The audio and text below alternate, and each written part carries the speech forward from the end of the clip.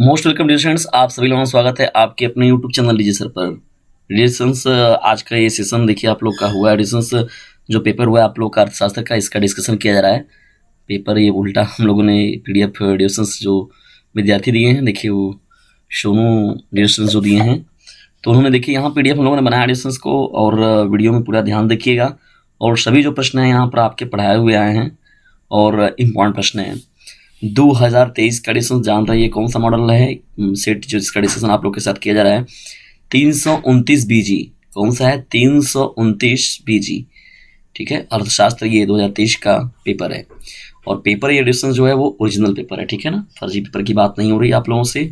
और 329 बीजी सेट के जो भी विद्यार्थी दिए हुए हैं वे सभी लोग देख लें, और इसमें सभी श्योर आप लोग हो जाए कि आप लोगों ने कितने प्रश्नों को सही किया हुआ है। और इसके अलावा डिस्टेंस और भी जो विद्यार्थी अलग सेट के हैं तो वो लोग भी मिला लें कि ये उनका कितना सही हुआ है। तो डिस्टेंस देखिए, जब इसमें हम लोग बढ़ते हैं यहाँ पर तो देखिए कौन कौन से प्रश्न आप लोगों से पूछे गए हैं। तो यहाँ पर देखिए पहला आप लोग का जो प्रश्न बहुविकल्पी का पूछा गया है वो देखिए क्या है। तो पहला ही प्रश्न देखिए मोस्ट इम्पॉर्टेंट है बहुविकल्पी प्रश्नों की सीरीज में। कौन सी आर्थिक क्रिया है? देखिए पहला प्रश्न क्या है, निम्न में कौन सी आर्थिक क्रिया है? उपभोग, उत्पादन, विनिमय, इनमें से सभी। तो दोस्तों देखिए आर्थिक क्रिया जो होता है वो सभी का सभी हो जाएगा, नहीं उपभोग भी है, उत्पादन भी है, विनिमय भी है, तो इनमें से सभी जो होगा इस प्रश्न का राइट आंसर हो जाएगा, ठीक है। ये इंपॉर्टेंट प्रश्नों की श्रृंखला चलिए डिस्कशंस, और यदि वीडियो थोड़ा सा भी हेल्पफुल रहेगा तो इसे अपने क्लासमेट पर शेयर जरूर कर दीजिएगा, और लाइक और शेयर करना बिल्कुल भी ना भूलिएगा। चलिए बढ़ते हैं इंपॉर्टेंट प्रश्नों की सीरीज में दूसरे मोस्ट इंपॉर्टेंट प्रश्नों की सीरीज की ओर। सामान्य वस्तुओं की स्थिति में मांग वक्र प्रदर्शित करता है, क्या पर प्रदर्शित करता है? धनात्मक ढाल को, ऋणात्मक ढाल को, शून्य ढाल को, इनमें से कोई नहीं। तो डिरेक्शन देखिए यहाँ पर मांग वक्र जो होता है उसमें गिरावट देखने को मिलता है। क्या होता है? मांग वक्र जो होता है वो गिरावट देखने को मिलता है उसमें, तो यहाँ पर क्या हो जाएगा? ऋणात्मक ढाल देखने को मिलेगा, ठीक है ना। यहाँ पर देखिए तीसरा प्रश्न क्या है आप लोगों का, उदासीन वक्र विश्लेषण किसने प्रतिपादित किया था? तो डिस्टेंस इसको देखिए प्रतिपादित करने वाले जो व्यक्ति है उनका नाम है, अर्थशास्त्री जो है उनका नाम है हिग्स। क्या है नाम है? हिग्स जो होगा वो करेक्ट हो जाएगा, यानी तीसरे प्रश्न का विकल्प नंबर सा जो होगा वो करेक्ट हो जाएगा। इंपॉर्टेंट प्रश्नों की सीरीज बढ़ते हैं हम लोग डिस्टेंस। अब नेक्स्ट प्रश्न की ओर देखिए आप लोगों का चौथा प्रश्न क्या है प्रश्न में, वर्तमान युग में उत्पादन के कितने साधन हैं? यानी वर्तमान समय में अगर देखा जाए तो उत्पादन के कितने साधन है? 3 है, 4 है, 5 है, 6 है। तो 5 डिस्टेंस प्रश्न का राइट आंसर हो जाएगा। निम्न में से कौन स्थिर लागत को व्यक्त करता है? विद्युत बिल हो गया, कच्चे माल पर खर्च हो गया, मजदूरी हो गया, और स्थिर पूंजी पर ब्याज। तो स्थिर पूंजी पर जो ब्याज होता है डिस्टेंस को क्या कहते हैं? स्थिर लागत बोलते हैं, ठीक है। क्या बोलते हैं? तो ये स्थिर पूंजी पर जो ब्याज मिलता है उसको हम लोग स्थिर लागत के तौर पर कहते हैं। तो 5वें का विकल्प नंबर द जो होगा वो करेक्ट हो जाएगा। इंपॉर्टेंट प्रश्नों की सीरीज बढ़ते हैं हम लोग नेक्स्ट प्रश्न की ओर। देखिए आयकर कौन लगाता है? इंपॉर्टेंट प्रश्न है, आयकर कौन लगाता है? केंद्र सरकार, राज्य सरकार, स्थानीय सरकार, इनमें से सभी। तो दोस्तों देखिए आयकर जो लगाने का मुख्य रूप से काम होता है वो वित्त मंत्रालय द्वारा तो होता है, और ये केंद्र सरकार के अधीन में होता है, ठीक है ना। तो 6वें का विकल्प नंबर अ जो होगा वो करेक्ट हो जाएगा। निरसंस ये सेट था आप लोगों का, और इसमें पॉपुलर क्वेश्चन देखिए ज़्यादा पूछे गए हैं आप लोगों के एग्जाम में। चलिए पढ़ते हैं यहाँ पर हम लोग अब अगले मोस्ट इम्पॉर्टेंट प्रश्नों की सीरीज की ओर। मुद्रास्फीति को निर्धारित करने हेतु बैंक दर क्या होता है? बढ़ाई जाती है, घटाई जाती है, स्थिर रखी जाती है, या शून्य की जाती है? तो मुद्रास्फीति करने के लिए बैंक दर जो होती है उसको घटाई जाती है। क्या किया जाता है डिस्टेंस? उसको डाउन किया जाता है। MPS इक्वल टू 0.4 है, तो MPC क्या होगा? 40%, 50%, 60% और 70%। तो डिस्टेंस यहाँ पर अगर निकालेंगे तो परसेंटेज में तो यहाँ पर 40% MPS आ गया, तो इसका मतलब MPC जो होगा वो 60% निकाला जाएगा, ठीक है ना। इस तरीके से ये भी प्रश्न आप लोगों का इंपॉर्टेंट हो जाएगा। चलिए रिजर्व बैंक ऑफ इंडिया का मुख्यालय कहाँ पर है? ये भी मोस्ट इंपॉर्टेंट प्रश्न है डिस्टेंस।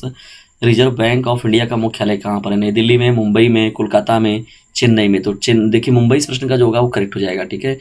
जो पहले था वो कोलकाता बनाया गया था, लेकिन बाद में मुंबई को शिफ्ट कर दिया गया था, ठीक ना। तो रिजर्व बैंक ऑफ इंडिया का जो मुख्यालय है वो कहाँ पर है? मुंबई में है। 10वां देखिए मोस्ट इंपॉर्टेंट प्रश्न, पॉपुलर क्वेश्चन, बार बार पूछा जाने वाला प्रश्न।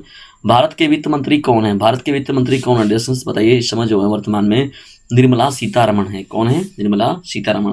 10वें प्रश्न का विकल्प नंबर 10 जो होगा वो करेक्ट हो जाएगा, ठीक है। तो डिस्टेंस इस प्रकार से आप लोगों के बहुविकल्पी प्रश्नों की सीरीज पूछी गई थी आप लोगों से, ठीक है। अब जब बहुविकल्पी प्रश्नों की सीरीज समाप्त होता है डिस्टेंस देखिए तो पढ़ाए हुए सभी ज़्यादा नंबर पाने की इच्छा तो डीजे सर चैनल से जरूर लीजिएगा शिक्षा। तो चलिए इंपॉर्टेंट प्रश्नों की श्रृंखला में हम लोग बढ़ते हैं। अब यहाँ पर अति लघु उत्तरीय प्रश्नों की सीरीज की ऑडियो देखिए। अति लघु उत्तरीय में प्रश्नों में कौन कौन से प्रश्न आप लोगों के पूछे गए थे। देखिए अति लघु उत्तरीय प्रश्नों की सीरीज, ये सभी के सभी प्रश्न जो है डीजे सर चैनल पर आप लोग को ऑलरेडी कराए गए हैं।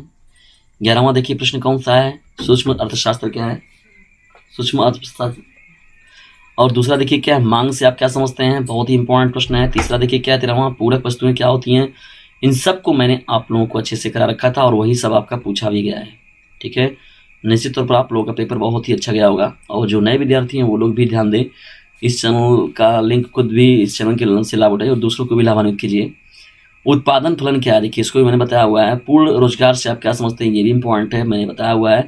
मुद्रा क्या है, देखिए डिस्टेंस, इन सभी को मैंने ऑलरेडी आप लोग के साथ डिस्कस कर रखा था। ठीक है, मैंने बताया भी था कि अर्थशास्त्र के हमारे लगभग 40 लेक्चर हैं, वो सभी के सभी इंपॉर्टेंट हैं। सरकारी बजट से आप क्या समझते हैं, अनैच्छिक बेरोजगारी से क्या अभिप्राय है, तो ये सब का सब जो है पढ़ाया हुआ है। मांग के प्रमुख निर्धारक तत्वों की व्याख्या कीजिए, 19वां प्रश्न है आप लोगों का ये। अब यहाँ से आप लोगों का लघु उत्तरीय प्रश्नों की सीरीज चालू हो गया डिस्टेंस। मैंने पहले बताया कि देखिए प्रश्न जो है वो उल्टा सेट कर दिया गया इसमें पेपर में ना। ठीक है, तो यहाँ पर देखिए देखना डिस्टेंस प्रश्नों की सीरीज में जब हम लोग बढ़ेंगे आगे यहाँ पर, तो देखिए प्रश्न आप लोगों से किस प्रकार से पूछे जा रहे हैं। जब आगे बढ़ेंगे आप तो सीमांत उत्पादन और औसत उत्पादन ज्ञात करना है। देखिए यहाँ पर श्रमिकों की आयु और कुल उत्पादन दिया गया है, इसके बेस पर निकालना था। पूर्ण प्रतियोगिता क्या है, इसके प्रमुख विशेषताओं का प्रकाश डालिए, ये प्रश्न है। रिजर्व बैंक ऑफ इंडिया के प्रमुख कार्यों का, ये सब का सब बताया हुआ प्रश्न है, सबका शब्द। देखिए पूर्ण प्रतियोगिता को भी मैंने बहुत डिटेल में बताया था आप लोगों के लिए। 22वां प्रश्न जो रिजर्व बैंक ऑफ इंडिया पर पूरा का पूरा है। देखिए कार्यों को बाद में बात करना है, ये भी प्रश्न मैंने बताया हुआ है। मुद्रा की पूर्ति प्रमुख अवयवों को समझाइए, मुद्रा की पूर्ति के प्रमुख अवयवों को समझाना है, ये हम लोग का 23वां प्रश्न हो जाएगा। ठीक है, 23वें प्रश्न के बाद हम लोग जब बढ़ते हैं डिस्टेंस आगे यहाँ पर, तो देखिए कौन सा है 24वां प्रश्न, प्रत्यक्ष कर का अर्थ लिखिए, इसके प्रमुख लाभों पर भी प्रकाश डालिए, मुद्रा के पूर्ति के लिए प्रमुख अवयवों को समझाइए, 23वां प्रश्न था। अब देखिए विस्तृत उत्तरीय प्रश्नों की सीरीज बढ़ते हैं हम लोग यहाँ पर। देखिए विस्तृत उत्तरीय प्रश्नों में कौन कौन से प्रश्न पूछे गए हैं आप लोग के। उदासीन वक्र से आप क्या समझते हैं, तटस्थता वक्र की सहायता से उपभोक्ता के संतुलन को समझाइए। मांग की लोच क्या है, इसके मापने की प्रतिशत रीति को समझाइए। तो डिस्टेंस देखिए मांग की लोच में मैंने बहुत डिटेल में अपना एक व्याख्या दे रखा था आप लोगों के लिए। अगर आपने उनको देखा होगा डिस्टेंस उस वीडियो को, तो आप लोग निश्चित तौर पर अपना बेस्ट देकर आए होंगे एग्जाम में। ठीक है, और सब पढ़ाए हुए प्रश्न ही आप लोगों से पूछे गए हैं, ऐसा कुछ भी नहीं पूछा गया कि जिसको आपको लिखने में दिक्कत हो या कठिनाई हो।